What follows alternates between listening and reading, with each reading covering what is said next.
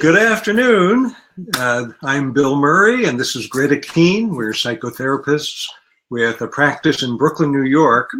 And all this week, we've been talking to you about our series, 7 Steps for Using a Pause to End a Fight. And today we're at step 5, but I'm going to give you a brief review. So it's kind of like one of those songs where you have to remember.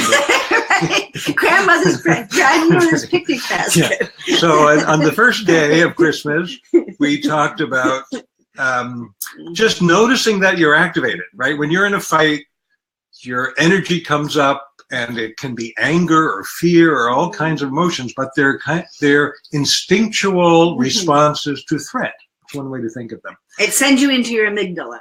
Right. Into your lizard brain. Right. So just recognizing that you're activated and taking a pause is the first step. Then after you've taken a pause, you need to, you need to tell the story. Right.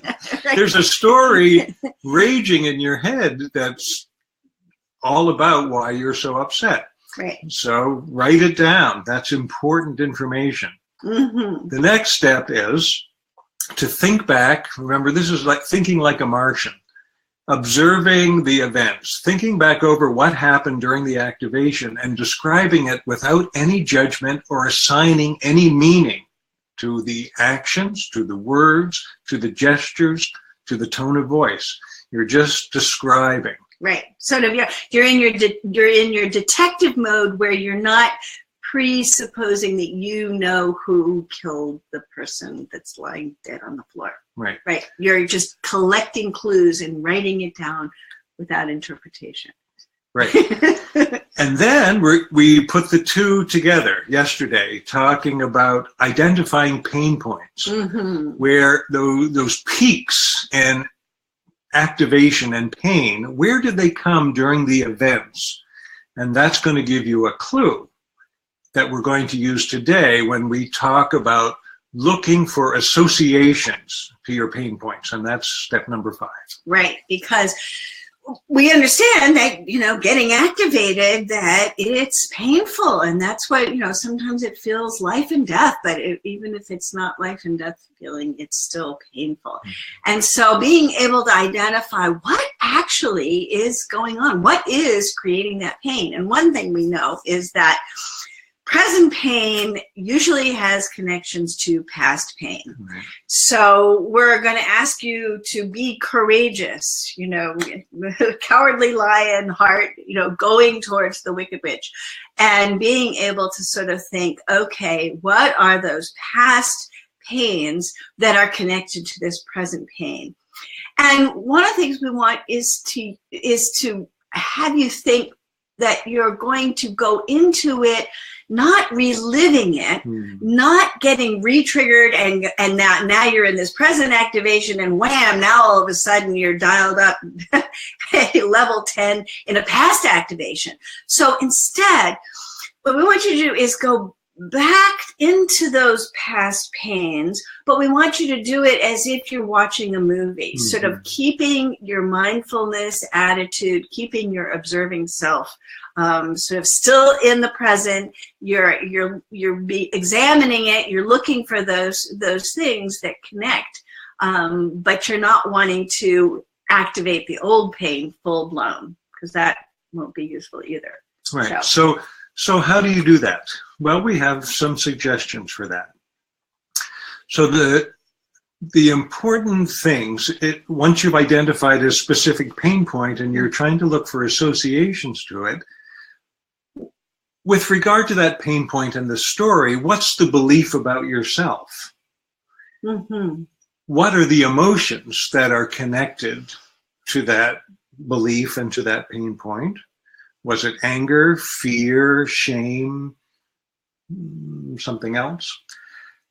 And then thirdly, where do you feel it in your body? What's the physical sensation that goes along with that? Was it a tightening in your throat, or your shoulders raise up to your ears, or you feel it in your gut? So with those 3 things in mind, you're kind of getting a feel. you don't have a content right now, but you have a feel of, oh yeah, the belief about myself was I can never do it right. Mm-hmm. And this physical sensation I have is kind of a clench in my stomach, and the emotion is shame. So then let your mind float back to an earlier time in your life, maybe adolescence or childhood, and just see what's the first scene that comes to mind. Mm-hmm.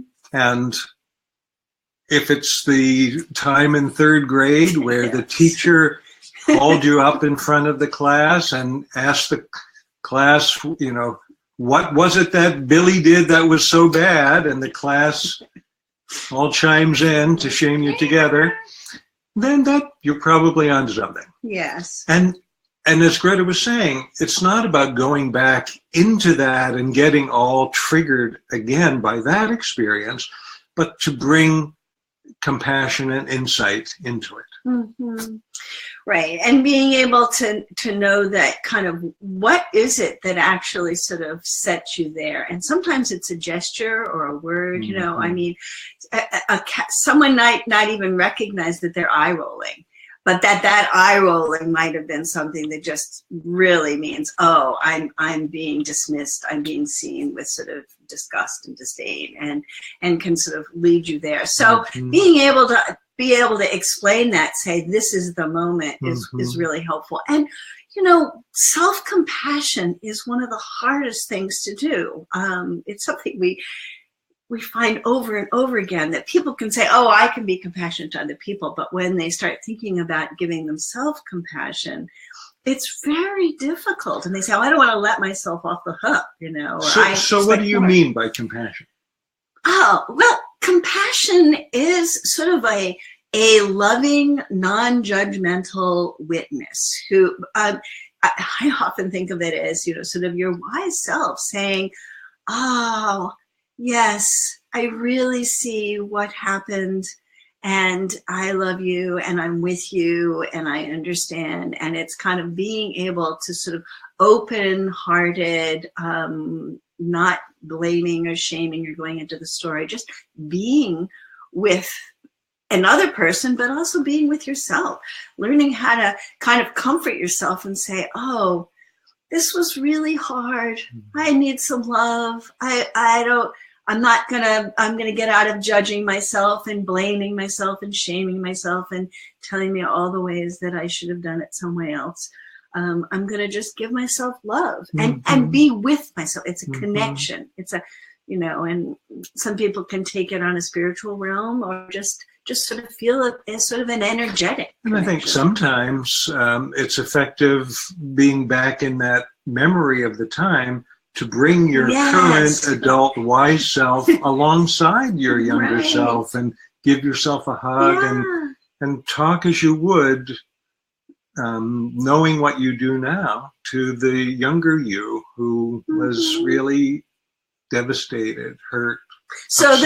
So that the adult, more knowing, wise Bill can go to the third grade Billy and say, oh, that was really hard. Mm-hmm. I really understand it. And I understand why that feeling is fueling the activation in this moment right now, right? So I'm giving you love and compassion and understanding and being able to dial down the old past pain helps us to dial down the present pain points. And that's a big piece of what we're training in. And as we do this step of identifying associations with our pain points, we're getting more and more ready to go back after the pause and explain to our partner what was going on with us in those moments. And if we can really understand the depth of the pain for ourselves, we'll be able to convey it more convincingly to our partner, and hopefully they're doing their own work and are able to hear and understand, oh, well, this makes a lot of sense why that would be so activating for you. So we can bring compassion to ourselves, to our past selves, to the people even involved in that, and also to then kind of be open to bringing compassion to the two people involved in the present activation, right? Yeah. So that's step 5. Tomorrow we're going to talk about step 6, which is to relax and get grounded, because after all this hard work, we have to prepare ourselves for interacting again. Right. Okay, well, we've really enjoyed spending some time with you today. We hope you find these broadcasts useful, and we invite you to go to our website to follow along with in our blog.